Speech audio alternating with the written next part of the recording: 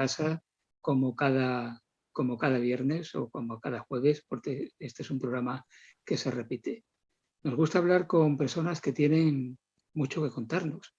Hoy es alguien que lleva hasta este momento con intervenciones en series de televisión, pues yo creo que deben ser alrededor de 50 series en las que ya ha intervenido.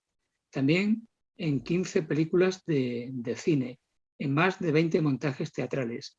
Es actor profesional desde hace bastante tiempo y es marbellero. Aníbal Soto, un saludo muy cordial, bienvenido. ¿Qué tal? Muchas gracias, muy bien. Encantado de verte y ¿Dónde te escucharte. encuentras?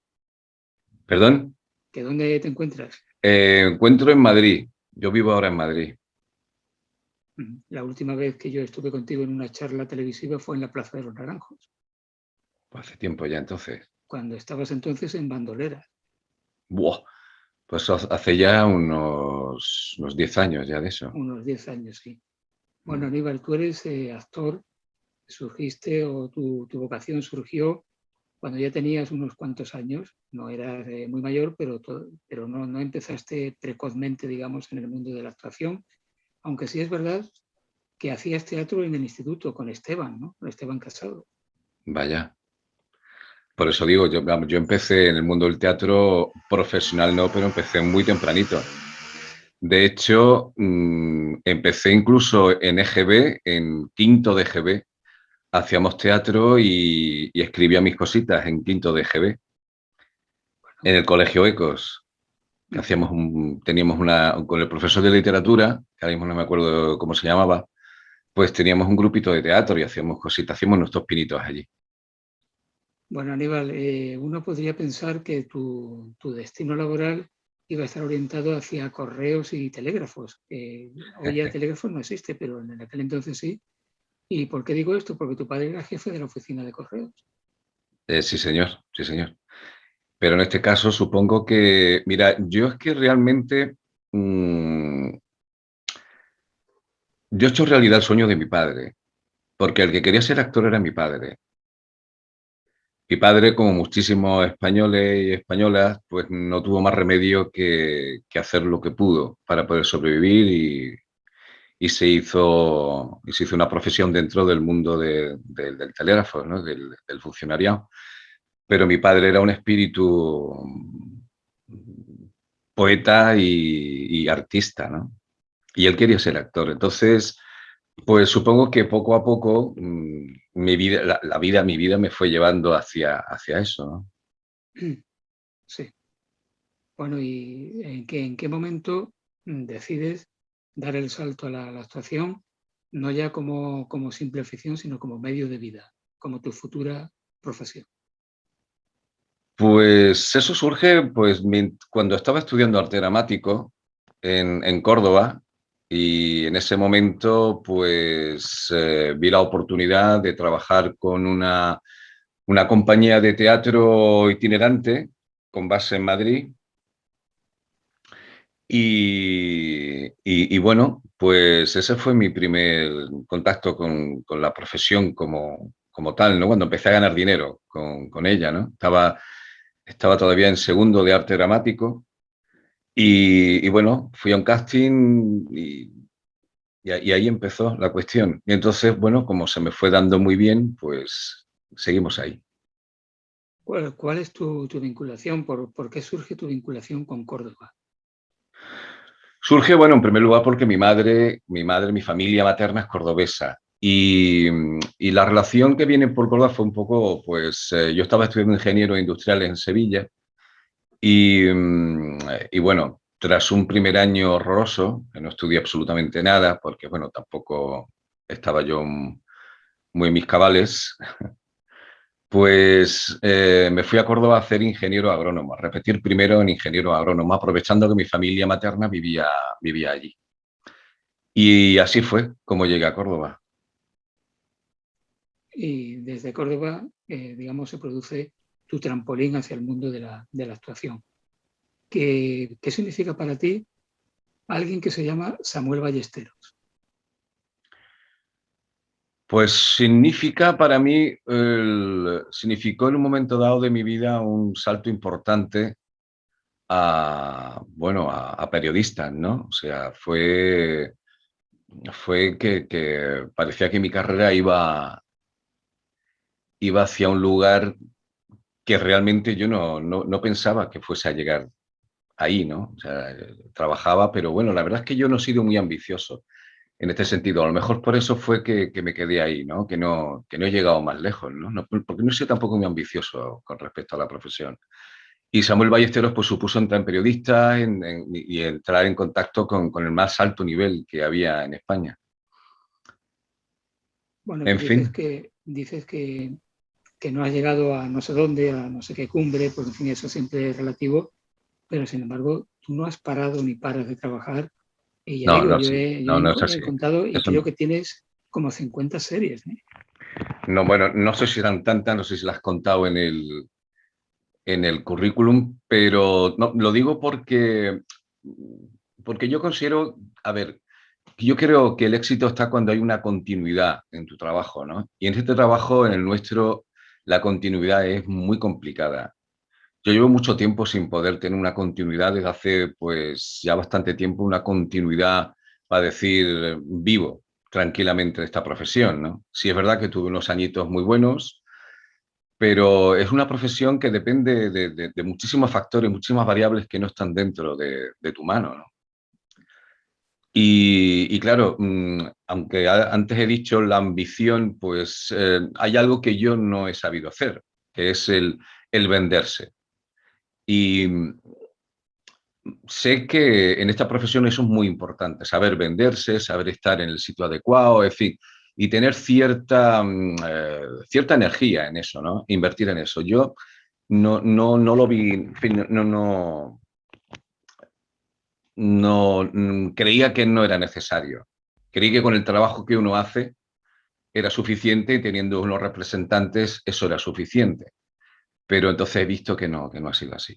Entonces el trabajo de hace ya pues unos añitos escasea, escasea. He tenido buenos momentos en servir y proteger, pero antes de servir y proteger llevaba una temporada bastante larga, desde el 2011, realmente sin tener esa continuidad que es importante para poder vivir bien, ¿no? Bueno, en Servir y Proteger tú hacías de abogado, Sí, Marcelino Caña, sí. que bueno, yo no he visto mucho la serie, pero algún capítulo que vi me parece que era un abogado que evolucionó, o sea que al principio tenía como cierto grado de corrupción, ¿no? No estaba muy claro aquel abogado cómo procedía. Después se modificó, ¿no? Sí, sí, sí. Pues fue un personaje que a mí me gustaba al principio por eso, porque estaba en el mundo de la corrupción.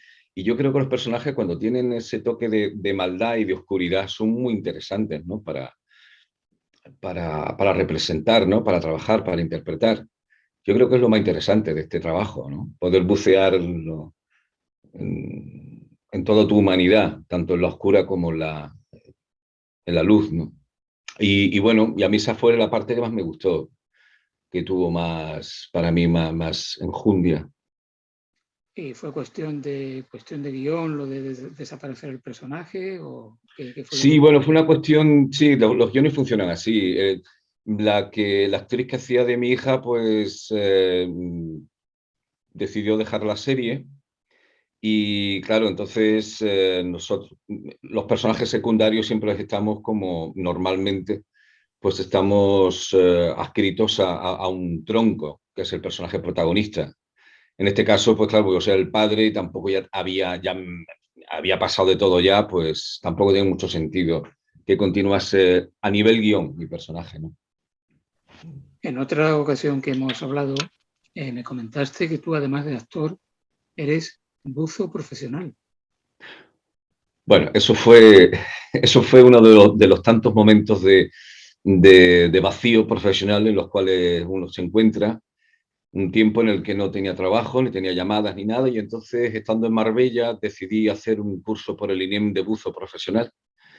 Y porque me gusta y porque además creo que nosotros los actores creo que debemos hacer muchas otras cosas. Yo creo que tenemos que vivir muchas experiencias para poder contarlas, ¿no? Y bueno, sobre todo experiencias que a uno le motiven. Y lo de buzo profesional, pues estando en Marbella y gastándome como me gusta el mar, me pareció muy, muy oportuna.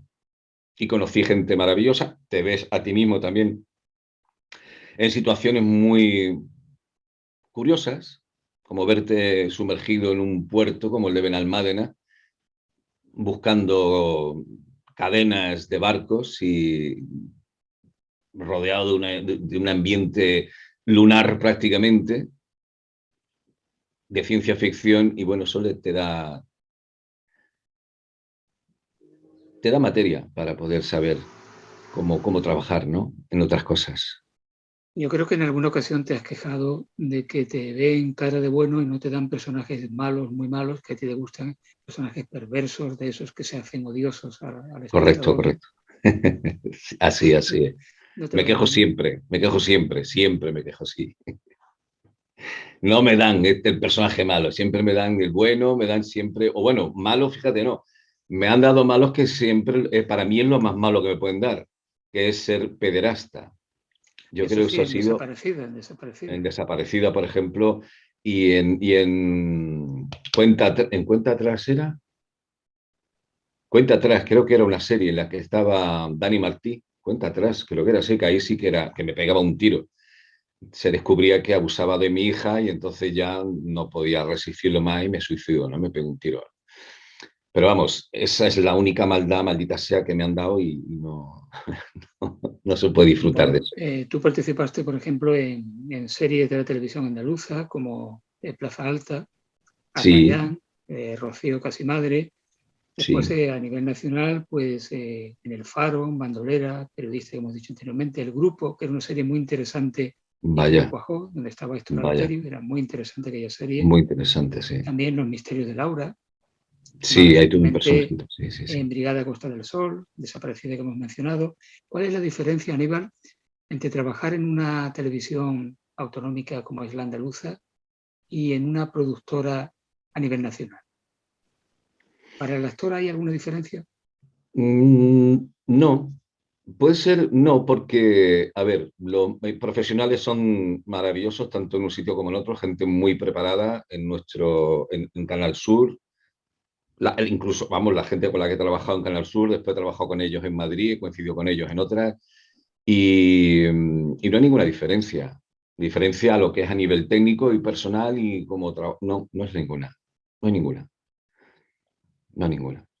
La verdad es que no. Porque Bueno, se hace familia siempre en este trabajo, ¿no? Se hace familia. Y entonces, ese espíritu de artesano se encuentra en todos sitios, ya sea un gallego o sea uno de Coín. claro, alguien de otra parte de España, por ejemplo, lo tiene más difícil para intervenir en una serie como Arrayán o Plaza Alta, sobre todo por el acento andaluz, ¿no? Ahí sí que tú, por ejemplo, lo habrás tenido más fácil, ¿no? Sí, sí, en este caso sí, pero bueno, ya hubo un momento en el que se abrió la puerta y ahora ya no son tan exigentes con el acento, ya no son tan exigentes. Por lo menos que yo recuerde cuando yo estuve trabajando en Arrayán, bueno, en Plaza Alta sí se exigía más el andaluz. Ahí sí yo creo que fue la primera vez la que sí se habló porque sí estaba más localizado, ¿no? En nuestra región, ¿no? Pero ya después en Arrayán, ya como era un hotel y tal, ya se fue abriendo un poquito más y el acento ya no fue tan exigente, ¿no? En tu currículum, en tu historia profesional, aparece algo que para mí resulta muy romántico. No sé si para ti la experiencia es igual o era simplemente una cuestión alimenticia, que bueno, eso me lo dirás ahora. Y me estoy refiriendo a tu intervención en el Teatro Benavente, que es una compañía de teatro a la antigua, de aquellas compañías que iban de pueblo en pueblo promocionando el teatro. A mí eso me resulta algo realmente, una experiencia muy, muy especial, ¿no, Aníbal? Sí, señor, sí, señor. De hecho, fue la que te he comentado, fue la que a mí me hizo dar el salto a ser profesional. Cuando yo estaba en segundo de arte dramático, conocí a esta familia, buscaban un actor y, bueno, tuve la suerte de ser elegido y eso de llevar una obra, o sea, un repertorio, ir por pueblos con tu carpa. A mí me pareció la forma más auténtica de hacer teatro porque conectaba con nuestros orígenes, ¿no? De llevar el carro de Thespis de un lado para otro y vivir como en la película de Viaje a ninguna parte, exactamente igual, con esas diatribas, ese come-come sobre nuestro sentido en la vida, etcétera, etcétera. Sí, señor. A mí me pareció el inicio realmente de mi carrera profesional y les debo muchísimo. Yo les debo muchísimo a esta familia, pero muchísimo. De hecho, la pregunta del millón, que le dije, vamos a ver, vosotros que me habéis visto trabajar, ¿vosotros creéis que yo para esto sirvo? Y claro, si me hubieran dicho que no, hubiera cambiado totalmente, pero me dijeron, claro que sí, dedícate a esto. Así que por culpa de ellos estoy donde estoy. Aníbal, el Teatro Benavente acostumbraba a llevar un repertorio amplio y los Sí, actores llevaban memorizadas unas cuantas obras y las programaban en días diferentes. Cuando tú estuviste, ¿era así también? sí, sí, claro, claro, claro, era así, era así. Eso tiene Te, que te he ser muy cambiado, te he difícil. cambiado de, es que te tenía puesto aquí en una esquina, claro, me di cuenta que estoy mirando todo el rato hacia allá, te he cambiado de posición y ahora, Bueno, no, no te preocupes, nos vemos bien y nos bueno, escuchamos bien. para que tenga la No, mirada como más de frente. no hay Pues problema. sí, llevábamos, hombre, nosotros los que entrábamos, pues teníamos los papeles secundarios y de reparto, que podíamos hacer dos y tres personajes en la misma función. Los personajes principales, evidentemente, son los que llevaban la familia, ¿no? El padre y la madre, los hijos, son los que hacían los personajes más importantes, ¿no? Pero conté con eso, fue maravilloso, ¿verdad? Tú has mencionado el viaje a ninguna parte. Allí Sí. el personaje de Fernando Fernán Gómez, cuando lo llaman para hacer una intervención en el cine En el donde tiene que cine. decir una simple frase, es incapaz de hacerlo porque tiene el soniquete y la proyección de la voz propia del teatro. No es tu caso porque tú te adaptas a un medio y a otro medio, pero además yo creo que la técnica teatral ha cambiado también, ha evolucionado y ahora en teatro se habla con la misma naturalidad casi que ante una cámara. Es cierto que hay cierta evolución, pero no obstante, yo creo que eh, creo que se está retomando de nuevo porque creo que ha habido una malinterpretación con eso, ¿no? Yo creo que el actor de teatro se ha ido acostumbrando al micrófono y actuar y el teatro exige otra expresividad. Tú no te puedes mover exactamente igual. Y además, si tú hablas tan bajito, moverte de una manera como necesita el teatro, necesitas moverte de otra forma que ante una cámara, tú debes acompañar la voz. Ese es mi punto de vista. Debes acompañar la voz con ese movimiento. Entonces, si tú hablas bajito, hablas para ti, como en el cine, pues yo creo que se pierde una esencia, ¿no? Entonces, yo creo que eso eh, el teatro es el teatro, se debe de declamar e intentar hacerlo natural con sus técnicas en el teatro y el cine es el cine. Entonces, llevar, igual que lo de Fernando Fernán Gómez en el cine, ay, ¿por qué salió? Pues lo mismo en el teatro llevando la voz bajita y esa voz tan naturalista, eso pierde, para mí pierde. ¿Qué opinión tienes sobre algunos actores jóvenes actuales que no vocalizan, que no se les entiende? Uno ve la película y dice, bueno, este hombre o esta mujer, ¿por qué no vocaliza un poquito que se le entienda lo que está diciendo? Pues un No poco sé lo si que tú te lo has estoy percibido contando, ¿no? eso Yo, también. Yo creo que es un defecto creo que es un defecto de esa naturalización que se debe hacer, ¿no? Con los personajes para que suenen naturales, que lo entiendo, porque es verdad que es cierto, yo por ejemplo, creo que hay algunos castings que no he superado precisamente porque mm, he pasado últimamente más tiempo en el teatro que en la televisión, ¿sabe? Entonces yo creo que sí es necesario ni tanto ni tan calvo, evidentemente, pero sí es necesario una cierta naturalidad y la naturalidad normalmente nadie habla de una forma clara, vocaliza de una forma correcta, ¿no? Incluso a alguien que tú lo escuches así por la calle, te dice, ¿y este qué le pasa a la boca, ¿no? Un poco. Entonces yo entiendo que esa manera de tirar, pues bueno, se compra más fácilmente, ¿no? Se compra fácilmente porque lleva a lo que interesa, que es a que te creas lo que le está pasando a esa persona. ¿Quién es el rey de Algeciras? El de Algeciras es otra función maravillosa, otra función hermosísima, que, que me dio muchísima pena que se quedase estancada por cuestiones burocráticas, porque era una obra que merecía haber circulado pues, por todos los circuitos de España. Y se quedó ahí. Y se quedó ahí. ¿Se podría retomar en algún momento? No creo. Estas cosas, por desgracia, el teatro es así de efímero. No es como el cine, que se hacen... Bueno, sí, hay a veces que se hacen algún tipo de segundas partes y... ¿Cómo se dice? ¿Cómo se dice? De De remakes, ¿no? secuela, de remake, sí. De remakes, se van a hacer un remake o se vuelve a retomar. De hecho, la que yo participaba era un remake. Ya se había hecho anteriormente y se volvió a retomar. Y yo creo que tal vez a lo mejor por eso se quedó donde estaba. Pero era un trabajo, eran unos actores. Había ahí un trabajazo impresionante. Impresionante. Tú personalmente, Aníbal, a la hora de actuar, ¿dónde te sientes más cómodo? ¿Cuál es tu esencia como actor? ¿Qué medio tienes? ¿Cuál es el ámbito donde mejor te desenvuelves? Teatro. Yo soy un animal de teatro. Yo soy un animal de teatro. El cine me parece es interesante, pero lo digo así, es un tostón. Es un tostonazo. Ser actor de cine es un tostonazo. Es muy bonito en algunos momentos el trabajo, pero en sí es un tostón. Hay que esperar muchísimo. Nunca te sale la escena como tú quieres, en el momento en que realmente lo necesitas. Hay poco tiempo, hay muchísima presión, porque siempre hay unos tiempos, porque últimamente ya no es que digas, bueno, venga, tenemos tiempo para trabajar. Siempre, por cuestión de producción y dinero, siempre se va corto.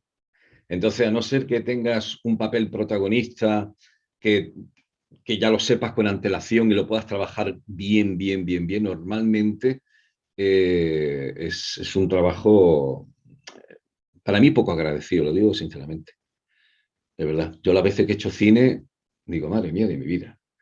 Entonces, el teatro tiene tu periodo de ensayos, que me parece maravilloso el periodo de ensayos, de trabajo, de conexión, de unión con tus compañeros, de hacer comunión, de hacer familia, hacer hermandad.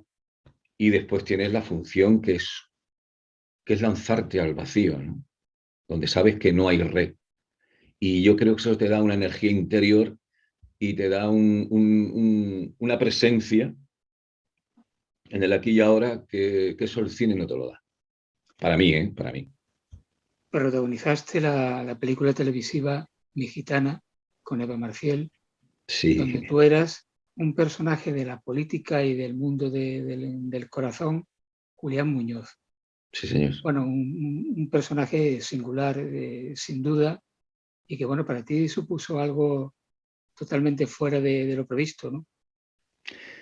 Pues fíjate, te voy a decir una cosa. Yo hace muchos años, pero hace mucho, ¿eh? Yo creo que estaba en Plaza Alta por ahí, tal vez por la manera en que me caracterizaban en Plaza Alta, con el pelo hacia atrás y tal. Y vi un día a Julián Muñoz, lo vi pues en alguna de las fotos, de los vídeos que veíamos en nuestro pueblo continuamente, y un día lo pensé, digo, yo algún día voy a hacer este señor, ya verás. Y mira tú, me tocó, me tocó hacerlo. Y me lo pasé muy bien, me lo pasé muy bien porque me hizo bucear en la sombra, en mi sombra, me hizo bucear en mi sombra. Fue un viaje curioso. ¿Tuviste algún contacto personal con él? ¿Te No, llamó? no. No, de hecho, ya que se puede hablar a todo lo pasado, nos prohibieron totalmente la productora que hablásemos con él y que tuviésemos algún contacto con ellos y tal, pues supongo que no sé, cuestiones igual de derecho, de ley, yo no sé, pero nos dijeron que no hablásemos con nadie. Y bueno, y después, bueno, sí, con Zaldívar, sí coincidí un día con ella en un bar de Marbella, que nos encontramos una noche Con la y mujer de Julián, con Maite Saldívar. Sí, sí, sí, sí. Y nada, y tuvimos ahí unas charlas muy graciosas, muy amenas, hablando de lo que se pensaba de este señor en ese momento, lo que pensaba él de mi personaje y lo que pensaba él de sí mismo a través del personaje que había visto. Fue curioso. ¿Le había gustado el personaje o no? Yo creo que sí, pero me dijo Zaldívar una cosa que me dice, de que le dijo Julián, dice, oye, yo soy tan tonto. Y Bueno, digo, bueno, pues sí, que eras un poco porque, tontín. porque tú cómo preparaste ese personaje, ¿cuál fue tu fuente a la hora de construirlo, de darle visos de realidad? Pues mira, nos dieron muchísimos vídeos que había de este hombre.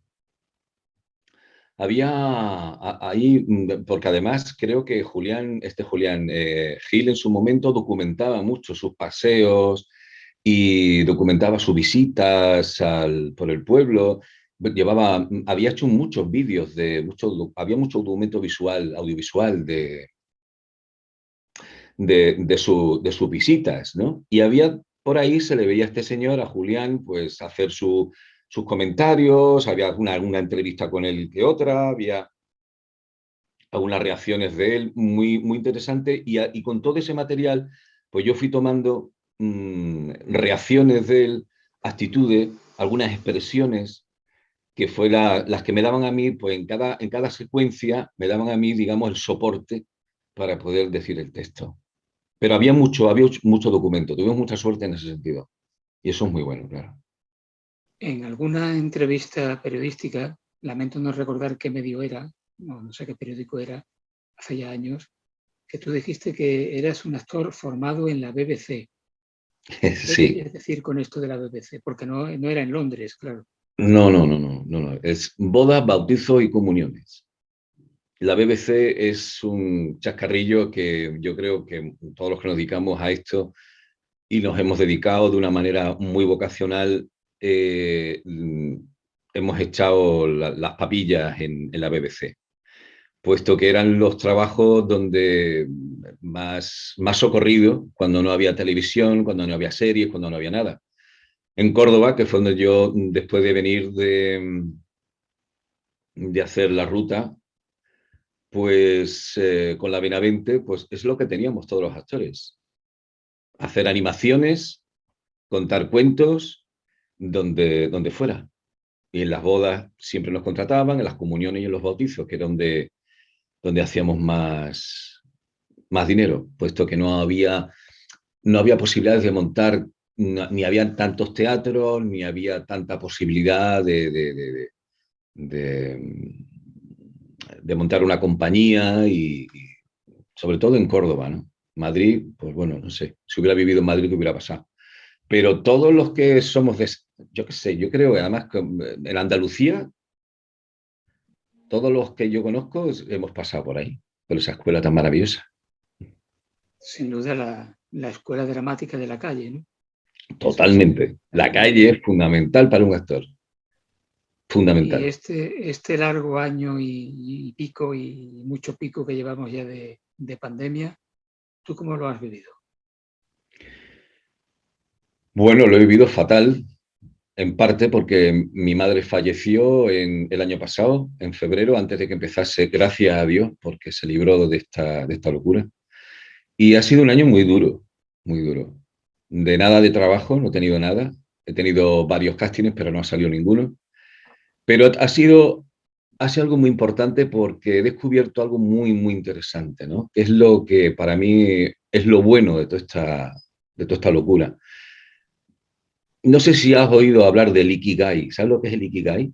No, no, El Ikigai hace poco descubrí que es algo que han descubierto creo que son estos terapeutas o buscadores que estuvieron en Okinawa y querían ver por qué la gente de Okinawa eran centenarios y todos vivían con una salud estupenda.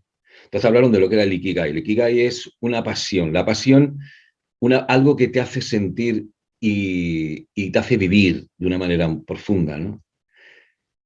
Entonces yo he descubierto mi Ikigai, otro Ikigai aparte de la interpretación, que es la agricultura. Me he hecho agricultor. Pero agricultor propio, un huerto urbano. No, un pedazo de tierra con mi Buenísimo. mujer, que estamos montando una empresa que se llama La Granja de las Flores y estamos cultivando. Ella sabe muchísimo de campo y he dicho, se acabó estar padeciendo los noes continuos, porque o eres más alto, o eres más gordo, o tienes ojera, o no las tiene, o las tiene. Y he descubierto, gracias a, aunque vengo, fíjate tú lo que son las cosas, ¿no? Mi madre siempre ha deseado el campo, es muy campera. Y entonces digo, bueno, pues ahora creo que lo que he recibido de mi madre toca desarrollarlo. Ya he desarrollado lo que me recibí de mi padre, que era la actuación, y entonces me he puesto a cultivar. Entonces tenemos 7.000 metros, casi, bueno, 7.000 metros cuadrados, un montón de tierra, y estamos generando un proyecto precioso, un proyecto maravilloso de eh, agricultura basada en la permacultura y bueno, a vender tomates. Nos vamos a especializar en tomates.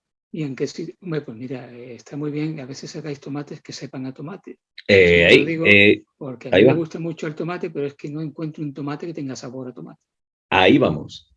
Ahí estamos. Estamos trabajando para conseguir el sabor del tomate como Dios manda, en Navalcarnero, En Navalcarnero tenéis en Madrid. la finca. Qué interesante, Aníbal. Esto sí que es una primicia. Muy Sí, interesante. sí, sí, sí. Es algo, además, Enhorabuena. de verdad, vengo cada vez que vengo, es como si fuera, digo, no me hace falta gimnasio, me voy al Pero campo. lo vas a compaginar con la actuación, claro. Bueno, sí, ahora tengo una función que se llama Seda, que la montamos a principios de año y estamos de gira, estamos esperando a que se vendan bolos. Pero mientras sí, mientras no, el campo. O sea, para mí yo ya soy agricultor. Ya soy agricultor, barra actor. Bueno, este programa siempre pregunto a la persona invitada, para hacer honor al título, ¿qué es lo mejor de tu casa? Esto es lo mejor de cada casa, pues ¿qué es lo mejor de tu casa?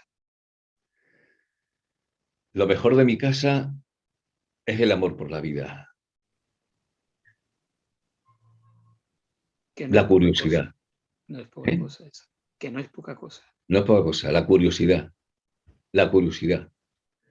Sí, la curiosidad, fíjate lo que sacaba yo de ahí, la curiosidad. Eso he visto yo, por ejemplo, en mi madre, que era lo que le hacía estar viva y poder soportar el dolor de su enfermedad.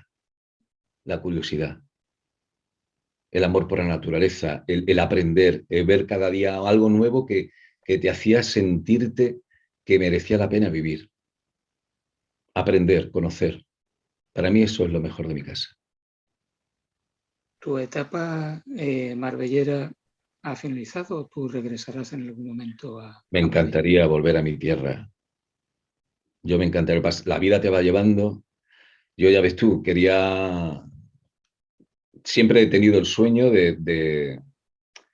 pues de morir en la playa donde están los tres pepes tomándome un espeto. O sea, yo quiero morirme, en fin, para no darle el susto a los demás, será una putada para los demás, pero bueno. Me gustaría tranquilamente echando una siesta tomándome un espeto de sardinas, tranquilamente. He hecho una siesta y se acabó, frente al mar. Pero bueno, ahora mismo estoy en Navalcarnero y espero que cuando me jubile, pues irme para mi tierra, porque me tira mucho. Bueno, cuando vengas tú deja para bastante tarde lo de morirse, porque como Sí, dicen sí, sí, sí. En Sí. Sudamérica dicen no queremos muertos feos, no los No, queremos no, ni feos ni bonitos. no creemos ninguno, totalmente.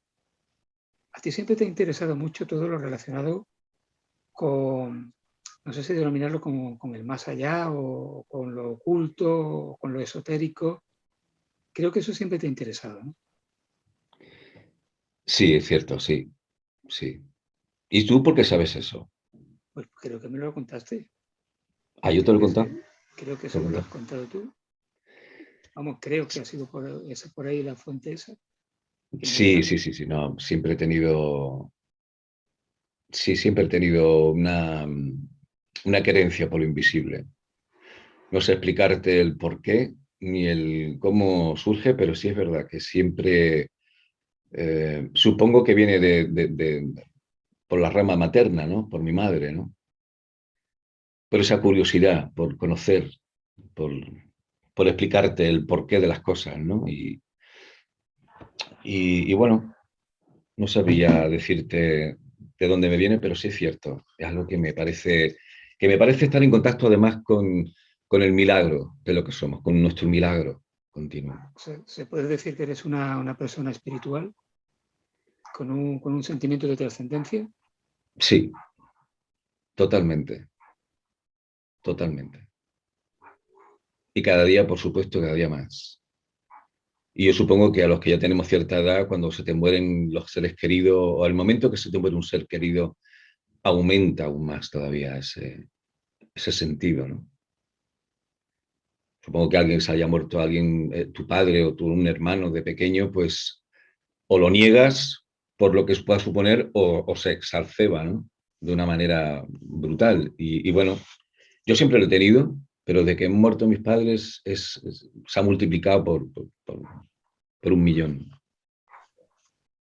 Sí, es cierto que resulta duro cuando a uno se le va muriendo, pues en primer lugar los padres, algún hermano, la gente cercana, los amigos, que hasta cierta edad en nuestro itinerario vital no nos percatamos mucho, pero hay un momento en el que uno dice, bueno, hay mucha gente que se está yendo, mucha gente que abandona este mundo, ¿no? Que pasa, no sabemos a dónde.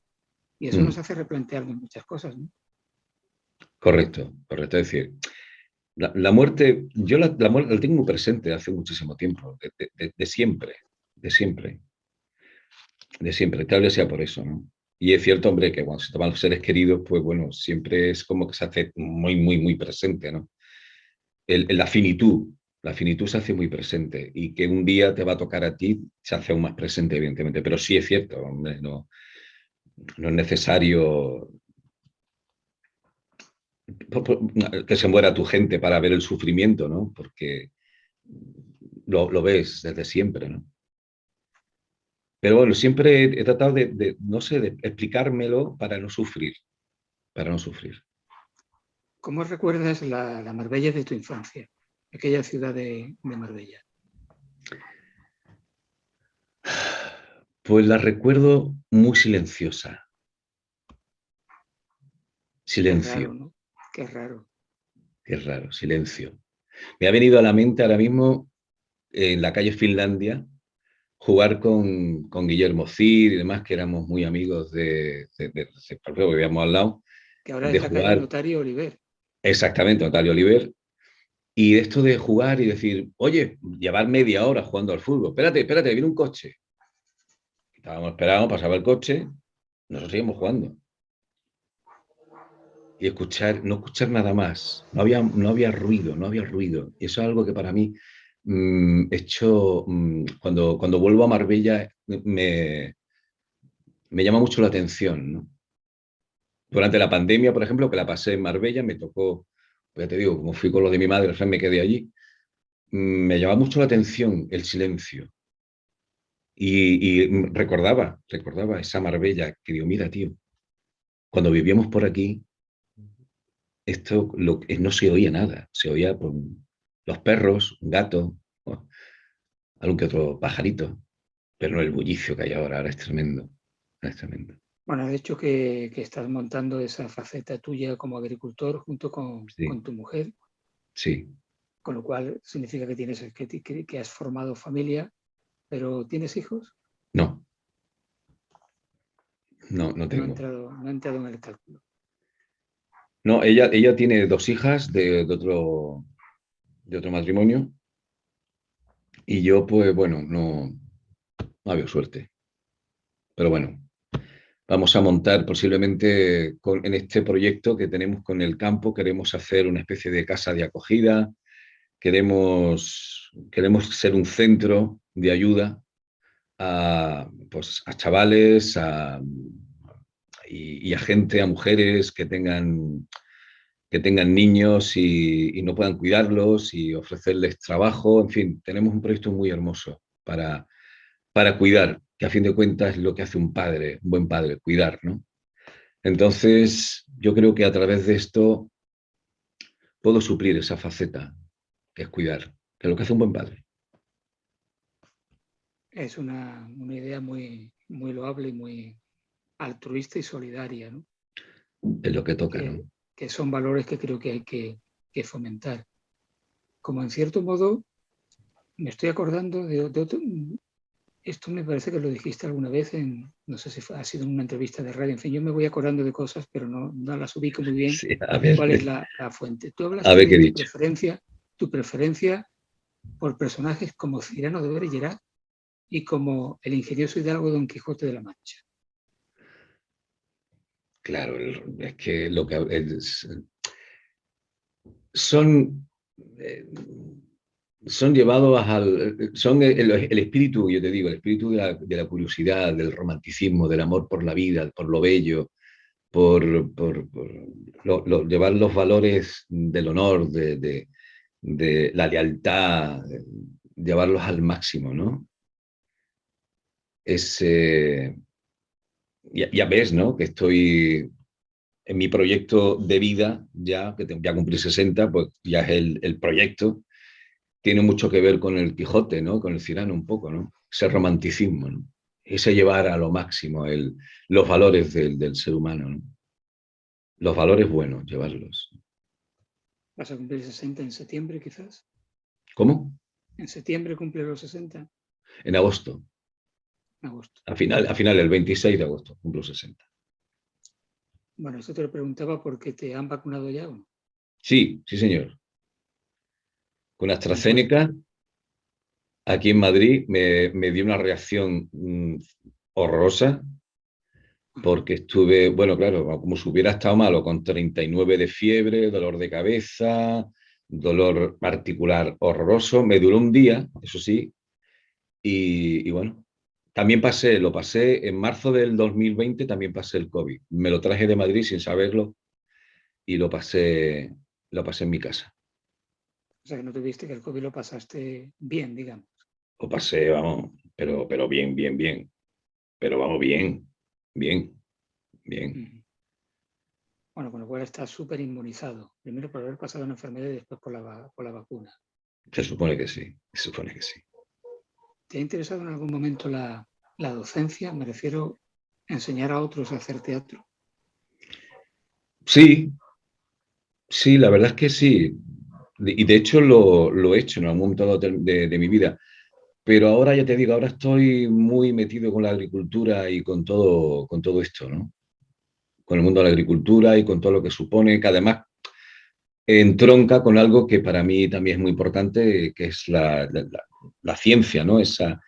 Como bien sabrás, pues yo estudié químicas, aunque no la terminé al final, pero sí me gusta mucho, tengo esa curiosidad por todo el proceso, ¿no? que ocurre en la Tierra, ¿no?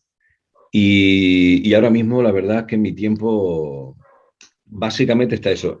También he hecho, que es donde yo voy a aplicar lo que sé de teatro, he hecho una formación como terapeuta teatral y es posible que en Marbella, más tarde que pronto, haga unos talleres de terapia teatral. O sea, el teatro como herramienta de autoconocimiento, que es muy interesante. Pues Por ahí desde sí. luego que es un proyecto muy, muy interesante ese que estás diciendo. Sí, sí, Bueno, sí, y sí. en cuanto al proyecto de agricultura, ¿lo planteas como algo estrictamente familiar o en un futuro puede ser también fuente de trabajo para otras personas que quieran colaborar con vosotros? Claro, exactamente, esa es la idea. Esa es la idea. La idea empezamos nosotros, pero la idea es poder dar trabajo con lo que es todo el proceso, ¿no? Tenemos idea de ir ampliando, tenemos ahora mismo a 7.000 metros, pero la idea eso está al lado de otro espacio de casi 1,5 hectáreas más, que es de la misma persona y nuestra idea este señor ya es una persona mayor que se quiere retirar y tal, y estamos ahí detrás también de poder ampliar y tener ahí un espacio de casi 2 hectáreas de trabajo. Además con la idea de la permacultura, la ecología, en fin, eso tiene Es un mundo inmenso, ¿eh? Es un mundo inmenso, unas aplicaciones extraordinarias. Y además que sirve para que enseñar a la gente a que tengan su mini huerto y tengan una conciencia ecológica distinta, ¿no? Y bueno, ahí vamos, sí. Entiendo que lo que vais a cultivar, esos tomates que vais a cultivar, se va a hacer desde una perspectiva ecológica total, donde Ajá. como químico que eres no vas a utilizar demasiado la química. No, nada, nada de química, nada, nada. De hecho, tal y como estamos planteando los bancales, las unidades de cultivo que llamamos, pues vamos a utilizar tanto flores, plantas, una especie de plantas medicinales, introducido entre los bancales que atraen un tipo determinado de insecto y hace, digamos, ¿cómo se dice? Me cachindé, se me va la palabra. Hace un poco la profilaxis Sí. del entorno, ¿no? Por sus características, tanto químicas, bioquímicas, como fitogénicas, etcétera. ¿Te interesa la política? Sí, sí, ¿Y claro. cómo ves el panorama actual? Oh, ¿qué te voy a contar a ti? Que eres una persona inteligente, sensible y llena de conocimiento. ¿Qué te voy a contar? Lo intentamos, lo intentamos. Pues me parece horroroso que la gente, o sea, me parece el nivel de bronca, porque a mí lo que más me gusta muchísimo el debate, de verdad, a mí me gusta mucho un debate, me gusta que haya oposición de ideas, me gusta, pero ¿por qué no sabemos debatir? ¿Por qué no sabemos hablar? ¿Por qué no sabemos aprender de la opinión distinta de otra persona de una manera sosegada? ¿Por qué tenemos que llegar a estos niveles? Por- Bueno, se ve casi a diario la capacidad de diálogo entre políticos en el Congreso. eh, exactamente. Se ve qué capacidad de diálogo tiene. Exactamente, Pero eso es lo que es tanto que cuando escuchas, por ejemplo, aquí en Madrid, durante todo este periodo que ha habido de bronca, de repente salió en Madrid una noticia en la que Almeida, la Villacís y la gente de Podemos que estaba en el ayuntamiento, tal, de repente habían hecho como, en los tiempos estos de pandemia duros, habían hecho un consenso y habían decidido por lo que hay que hacer en estos tiempos, trabajar a una. Oye, sentir en el estómago una paz, un descanso de, hombre, por favor, ya era hora que en algún sitio alguien tome conciencia, ¿no? De que tenemos que escucharnos, saber escuchar, qué difícil, ¿verdad? Eso es lo que echo de menos en la política. ¿nos puedes recomendar un libro? Pues, mm, pues ahí me has pillado. Y mira ¿Alguno que leo libros, ¿eh? que haya supuesto para ti algo especial? Es que te voy a ¿Alguna contar, lectura? mira, yo aparte, yo trabajo para la ONCE. Ahora mismo lo que me está dando de comer es, yo soy lector para la ONCE, no sé si lo sabías. No, no lo sabía. O sea, que grabas, haces audiolibros, ¿no? Audiolibro, exactamente. Yo tengo desde hace ya 3 años, yo tengo un pequeño estudio en mi casa, una pequeña cabinita y ahí pues leo libros para la ONCE. Y me ha caído, he leído últimamente libros muy dispares, porque claro, me mandan leer lo que ellos necesitan escuchar, ¿no? Y claro, me ha llegado libros de todo tipo. Y, y es que ahora mismo, pues, hay 3 libros, fíjate, que hay uno que se llama Por una economía más justa, que me ha parecido muy interesante y creo que es algo que deberíamos de conocer el resto de los mortales. Por una economía más justa, creo que, que es el título, que está hecho por un grupo de economistas jóvenes de aquí, de la Universidad Complutense de Madrid, creo, donde se habla de las diferentes líneas de pensamiento económico que existen, aparte de la que con nosotros ahora mismo pues, es la que nos domina, ¿no? Y me pareció una lectura súper interesante para poder entender sobre todo lo que ahora joder, macho, nos interesa, ¿no? Que es este mundo en el cual estamos viviendo. ¿Qué actitud debemos tomar ante la situación? ¿Cómo me sostengo ante el mundo? ¿Qué pido al mundo? ¿Cómo lo pido? ¿Cómo valoro mi tiempo? ¿Cómo valoramos nuestro tiempo? Y a mí me pareció ese libro muy interesante. Más una labor, me parece una labor preciosa esa de leer libros para personas que no pueden leerlos por ellos mismos, que tienen que escucharlo, porque tienes la responsabilidad de transmitirle toda la intensidad que pueda tener la narración o lo que se cuenta ahí, ¿no?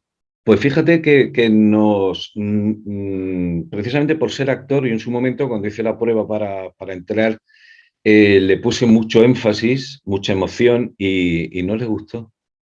Ah, ¿no? No.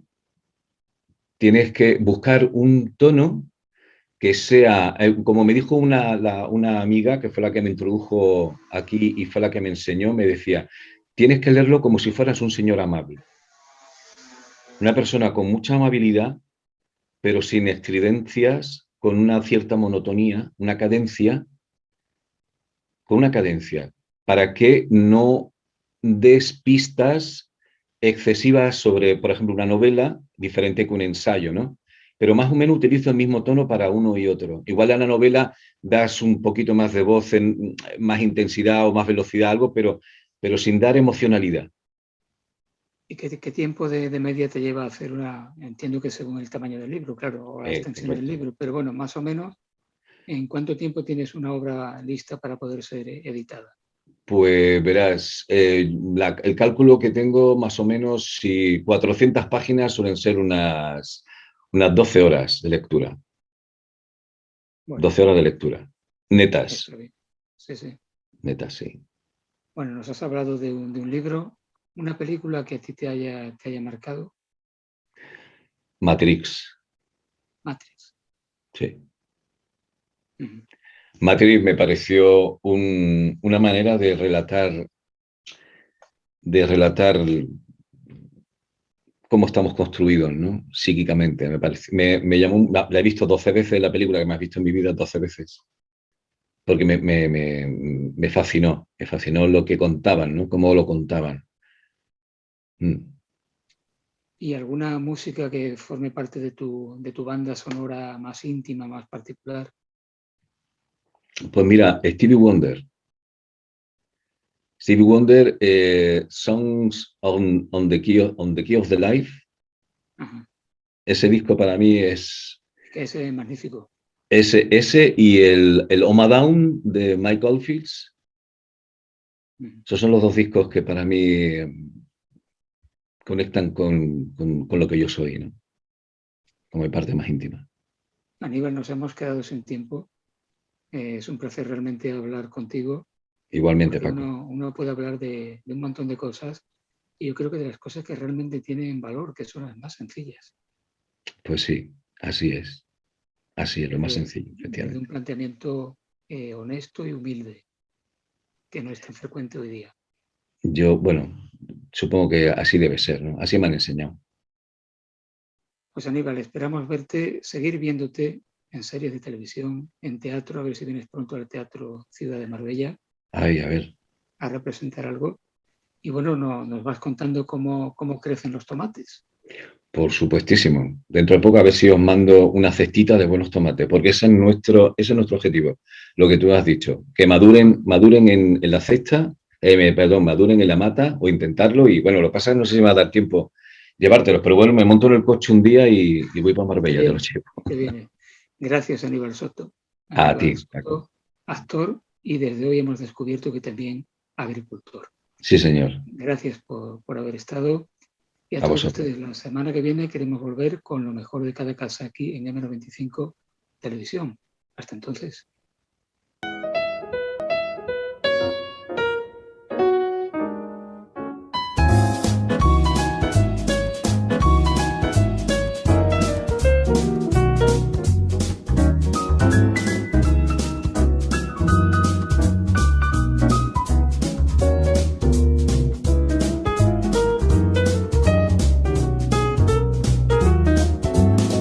Lo mejor de cada casa.